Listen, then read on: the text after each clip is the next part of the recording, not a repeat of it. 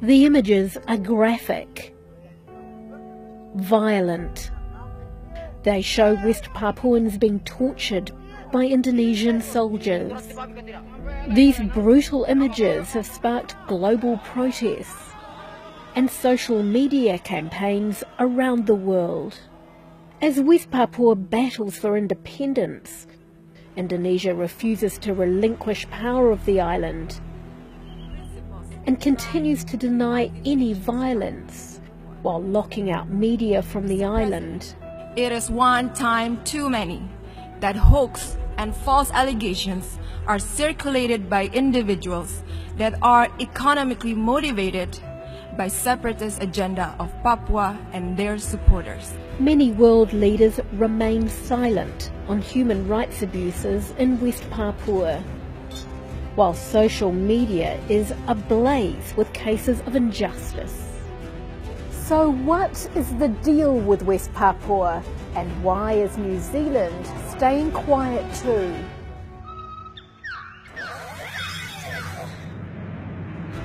Rewind to 1962, when Indonesia took over West Papua, then known as West Irian, from its Dutch colonisers.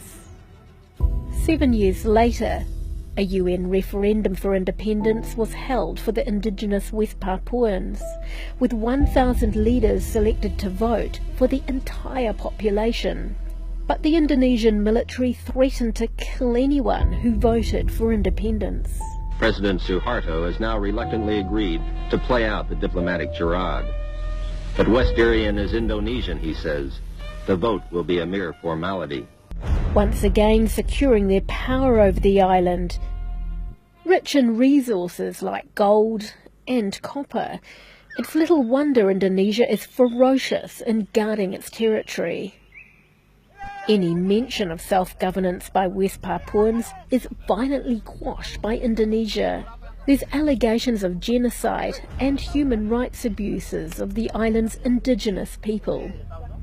Melanesian in culture and language, West Papua's strong Pacific link is why many island countries support its independence. Solomon Islands condemns the consistent human rights violation in West Papua.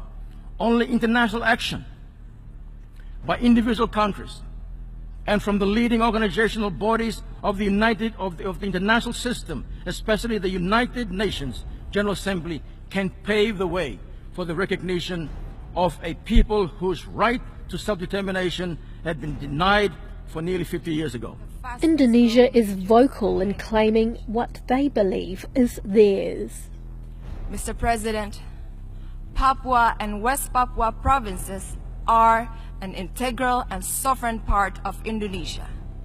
They will always remain an integral part of Indonesia.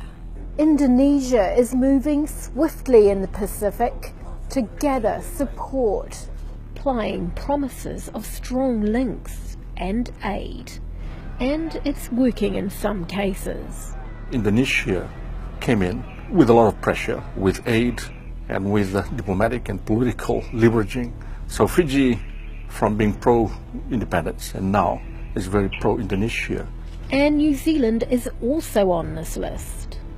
There's huge potential between us from an economic perspective. Indonesia is one of New Zealand's closest allies and a powerful trade partner. Strategically, they're immensely important to us. But our close relationship has been criticised by supporters of West Papua.